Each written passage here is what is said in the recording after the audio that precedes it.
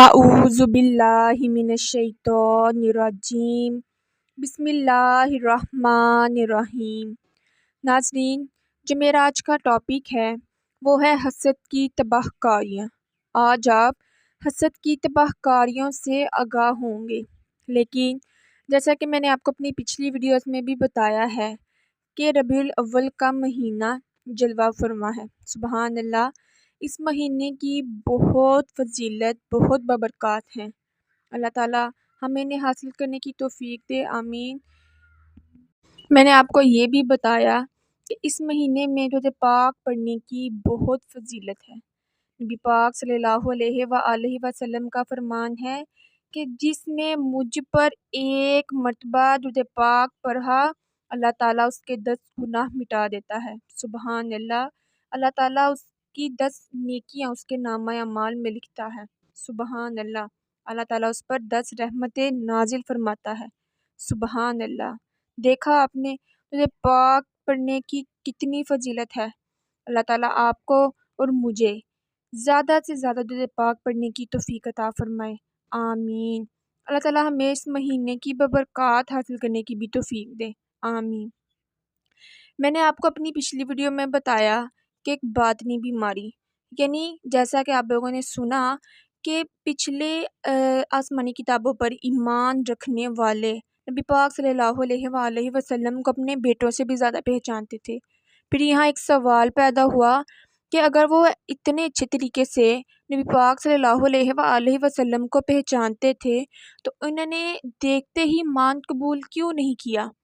پھر میں نے آپ کو اس کے تحت یہ بتایا کہ بنی اسرائیل کو حسد ہوا کہ آخری نبی ہونے کا اعزار حضور صلی اللہ علیہ وآلہ وسلم کو کیوں ملا، کسی اسرائیلی کو ملنا چاہیے تھا۔ اللہ تعالیٰ کا فرمان ہے قرآن کریم میں اس حسد کی وجہ سے کہ اللہ اپنے فضل سے اپنے جس بندے پر چاہتا ہے وہی نازل فرماتا ہے۔ بے شک بنی اسرائیل میں حسد پیدا ہوا، یہ معلوم ہوا حسد کبھی ایمان سے بھی روک دیتا ہے۔ میری پیاری پیاری اسلامی بہنوں، میرے پیارے پیارے اسلامی بھائیوں، میرے پیارے پیارے ناظرین، اہل کتاب جو ایمان قبول نہیں کرتے تھے وہ صرف حسد کی وجہ سے نہیں کرتے تھے، ورنہ جو پاکیزہ دل تھے وہ آپ صلی اللہ علیہ وآلہ وسلم کو دیکھتے ہی کلمہ پڑھ لیا کرتے تھے۔ اس سے حسد کی تباہ کاریاں کا اندازہ لگائیے۔ مفتی احمد یار خان نعیمی رحمۃ اللہ علیہ اس آیت جس کا ترجمہ میں نے آپ کو سنایا، اس آیت سے ملنے والے مدنی پھولوں میں ذکر کرتے ہیں، حسد ایسی بری بلا ہے جو خود حاسد یعنی جو حسد کر رہا ہے، جو حسد کرنے والا ہے اس کو کھاتی ہے۔ محسود جس سے حسد کیا جائے اس کا کچھ نہیں بگاڑتی، مطلب جو حسد کرتا ہے وہ جس سے حسد کر رہا ہے اس کا تو کچھ نہیں بگڑے گا، لیکن جو حسد کر رہا ہے اس کا بہت کچھ بگڑے گا۔ اس سے حاسد کی تندرستی خراب، ایمان برباد اور دل سیاہ ہو جاتا ہے، کیونکہ محسود تو آرام سے سوتا ہے۔ محسود وہ جس سے حسد کیا جا رہا ہے، مگر یہ حسد کی آگ میں جل کر اپنا عیش و آرام کھوتا ہے اور خون کے آنسوؤں سے منہ دھوتا ہے۔ حاسد کوئی ترقی نہیں کر سکتا کیونکہ اس کو جلن سے فرصت ہی نہیں، وہ ترقی کے بارے میں کب سوچے گا؟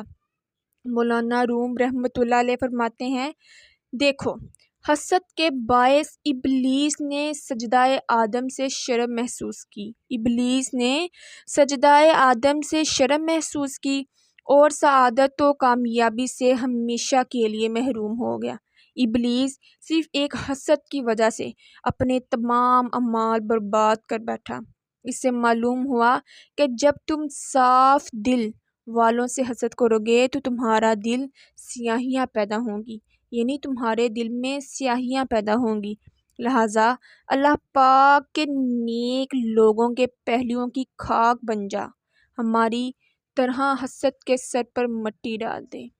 حسد، وعدہ خلافی، جھوٹ، چگلی، غیبت و تہمت، مجھے ان سب گناہوں سے ہو نفرت یا رسول اللہ۔ اللہ تعالیٰ ہم سب کو اس بری تباہ کاریوں والی بیماری یعنی اس حسد سے دور رکھے۔ حسد کرنے والے کو اللہ تعالیٰ ناپسند فرماتے ہیں۔ اللہ تعالیٰ ہمیں اس سے محفوظ رکھے، اللہ تعالیٰ ہمیں نبی پاک صلی اللہ علیہ وآلہ وسلم کی سیرت اپنانے کی توفیق دے، اللہ تعالیٰ ہمیں اس سے محفوظ رکھے، آمین ثم آمین۔